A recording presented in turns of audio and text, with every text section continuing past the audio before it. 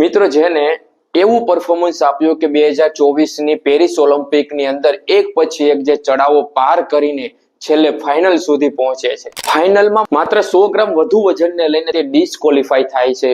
વર્ષો જૂનું સપનું અને તમે થોડીક જ મિનિટોની અંદર એ તમારું સપનું પૂરું થવાનું હોય, એ ગોલ્ડ મેડલ તમને મળવાનું હોય અને સમાચાર એવા આવે તમારી સામે કે તમને ડિસ્કોલિફાઈ કરવામાં આવે છે. મિત્રો આ વાત આપ પણ સૌ કોઈ લોકો સમજી શકતા હોય છો કે વર્ષો જૂનું જે સપનું હોય છે અને ગણતરીની જે સેકન્ડોની અંદર જો અચીવ ના થાય તો કેટલું દુઃખ થતું હોય છે. એટલું જ નહીં મિત્રો કે જેને અનેક પ્લેયરો માટે આંદોલન કર્યા છે, રસ્તા ઉપર તેને ઘસેડવામાં આવ્યા છે. 2020 ની અંદર જેને ખોટા સિક્કાથી એવા નામથી જેને અપમાનિત કરવામાં આવ્યા છે, એ વ્યક્તિએ 2024 ની અંદર પેરિસ ઓલિમ્પિક ની અંદર કંઈક કરી બતાવ્યું છે.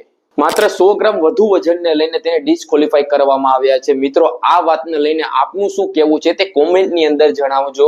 ભલે તે આપણા માટે સૌ કોઈ લોકો માટે ગોલ્ડ મેડલ ન લાવી શક્યા વિનેશ ફોગટ, પરંતુ હકીકતની અંદર વિનેશ ફોગટ એક ચેમ્પિયન છે.